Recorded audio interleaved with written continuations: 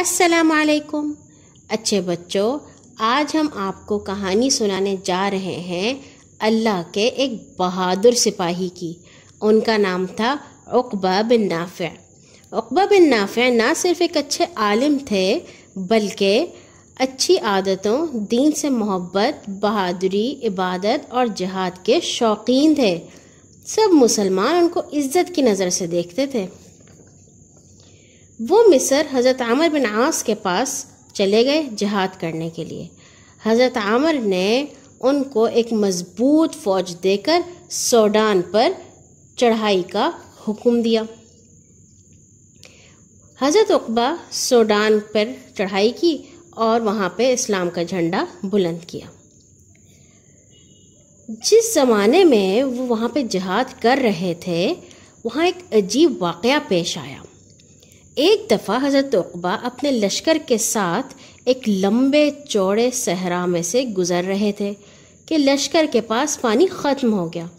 دور دور تک پانی یا کسی آبادی کا کوئی نام و نشان نہیں تھا۔ لوگ پانی کی تلاش میں ادھر ادھر بہت دوڑے، لیکن پانی چھوڑ کہیں درخت یا سایہ تک نہ نظر آیا۔ زمین گرم تھی، آسمان آگ برسا رہا تھا۔ لشکر کے آدمیوں اور جانوروں کی پیاس کے مارے بری حالت تھی اور ان کی جانیں خطرے میں پڑ گئی تھی۔ اس وقت حضرت عقبہ نے 2 رکعت نماز پڑھی اور پھر دیر تک دعا مانگتے رہے کہ اے اللہ، تیرے دین کی خاطر اپنے وطن سے دور یہاں آئے ہیں، ان کی حفاظت فرما اور مدد کر کہ وہ دین کے دشمنوں سے لڑ سکیں۔ اللہ کی شان، جب وہ دعا مانگ رہے تھے، ان کے گھوڑے نے اپنے سم، جو گھوڑے کے پاؤں ہوتے ہیں اس کو سم کہتے ہیں، اپنے سم سے زمین کو کریدنا شروع کیا۔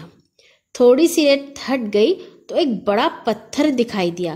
حضرت عقبہ کے حکم سے اس پتھر کو ہٹایا گیا تو اس کے نیچے سے ٹھنڈے اور میٹھے پانی کا ایک چشمہ نکلا آیا۔ حضرت عقبہ نے اللہ تعالیٰ کا شکر ادا کیا اور بلند آواز میں پکارے، مجاہدو، اللہ تعالیٰ نے ہمارے لیے پانی بھیج دیا۔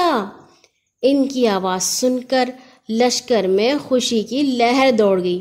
چند مجاہدوں نے اس چشمے سے چھوٹی چھوٹی نالیاں نکال کر لشکر کے ہر حصے میں پانی پہنچا دیا۔ اس واقعے کے بعد یہ چشمہ ماء الفرس یعنی گھوڑے کے چشمے کے نام سے مشہور ہو گیا۔ حضرت عقبہ کے ساتھ ایک اور بھی بڑا مزیدار واقعہ پیش آیا۔ انہوں نے سوچا کہ ایک شہر بسایا جائے جہاں سے وہ عیسائیوں کا مقابلہ آسانی سے کر سکیں۔ جس علاقے کو انہوں نے پسند کیا وہ ایک گھنا جنگل تھا اور اس میں بے شمار سانپ، بچھو، شیر، چیتے، بھیڑیے اور دوسرے خوفناک جانور تھے۔ حضرت عقبہ نے اس جگہ شہر بسانے کا ارادہ کیا تو ان کے بعد ساتھیوں نے ان سے کہا، اے امیر، آپ نے ایسے گھنے جنگل اور دلدلوں میں شہر تعمیر کرنے کا حکم دیا ہے، اس میں تو کسی انسان کا داخل ہونا بہت مشکل ہے۔ ہمیں ڈر ہے سانپ، بچھو اور خونخوار درندے ہمیں نقصان پہنچائیں گے۔ حضرت عقبہ کے لشکر میں رسول پاک صلی اللہ علیہ وسلم کے 18 ساتھی یعنی صحابہ بھی شامل تھے۔ اپنے ساتھیوں کی بات سن کر انہوں نے ان 18 صحابہ کرام کو ساتھ لیا اور بلند آواز سے دعا کی، اے اللہ، تو ہم پر اپنا فضل کر اور ہمیں یہ شہر آباد کرنے کی طاقت دے۔ لشکر کے دوسرے لوگوں نے اس دعا پر آمین کہا۔ پھر حضرت عقبہ جنگل کے قریب گئے اور پکار کر کہا، اے سانپوں اور درندوں، ہم لوگوں میں محمد رسول اللہ صلی اللہ علیہ وسلم کے ساتھی بھی ہیں، تم یہاں سے چلے جاؤ کیونکہ یہ جگہ ہم نے اپنے ٹھہرنے کے لیے چن لی ہے۔ اگر تم یہاں سے نہ گئے تو ہم تم کو مار ڈالیں گے۔ حضرت عقبہ یہ کہہ کر لشکر میں واپس آئے تو ایک عجیب منظر دیکھنے میں آیا۔ تمام درندے اپنے بچوں کو اٹھائے جنگل سے بھاگ رہے ہیں اور سانپ، بچھو وغیرہ بھی ان کے پیچھے پیچھے جا رہے ہیں۔ دیکھتے ہی دیکھتے سارا جنگل درندوں اور جانوروں سے خالی ہو گیا۔ اس کے بعد درخت کاٹ کر شہر کی تعمیر شروع کر دی۔ کہتے ہیں اس واقعے کے بعد 40 برس تک کسی نے اس علاقے میں کبھی کوئی درندہ یا زہریلا جانور نہیں دیکھا۔ جب شہر بسانے کی باری آئی تو سب سے پہلے شہر کی جامع مسجد کی بنیاد رکھی گئی۔ اس کی محراب بناتے وقت بھی ایک عجیب واقعہ پیش آیا۔ محراب اس جگہ کو کہتے ہیں جہاں امام کھڑے ہو کر نماز پڑھاتے ہیں اور اس کا رخ ہمیشہ قبلے کی طرف ہوتا ہے۔ اب ہوا یہ کہ لوگوں میں قبلے کے رخ کے بارے میں مختلف رائے تھی۔ کوئی کہتا تھا قبلہ اس طرف ہے، کوئی کہتا تھا اس طرف ہے۔ جب یہ جھگڑا بہت بڑھ گیا تو حضرت عقبہ نے پریشانی سے اللہ تعالیٰ سے دعا کی۔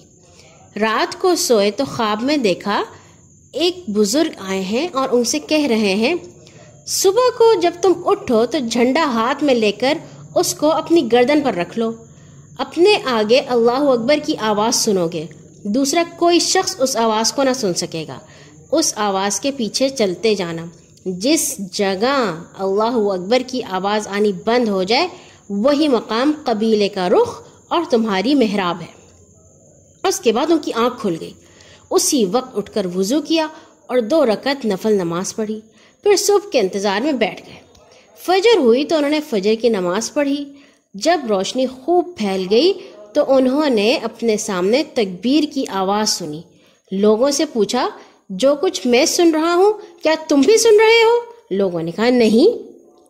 اب حضرت عقبہ کو یقین ہو گیا کہ قبیلے کا رخ مقرر کرنے کے لیے اللہ تعالیٰ ہی انہیں راستہ دکھا رہا ہے۔ انہوں نے جھنڈا اٹھا کر اپنی گردن پر رکھ لیا اور اللہ اکبر کی آواز کے پیچھے پیچھے چل پڑے۔ بہت سے لوگ بھی ان کے ساتھ ہو لیے۔ آخر مسجد کی 4 دیواری کے گرد پھرتے ہوئے ایک جگہ تکبیر کی آواز آنی بند ہو گئی۔ حضرت عقبہ نے وہیں جھنڈا گاڑ دیا اور لوگوں سے کہا، اسی جگہ مسجد کی محراب بنا دو۔ تھوڑے ہی دنوں میں ایک شاندار مسجد تعمیر ہو گئی۔ اس کے بعد شہر کے مکانات بھی تیزی سے بننے لگے اور ایک مضبوط قلعے کی تعمیر بھی مکمل ہو گئی۔ اس شہر کا نام قیروان رکھا گیا۔ آج بھی قیروان تونس کے مشہور شہروں میں شمار ہوتا ہے۔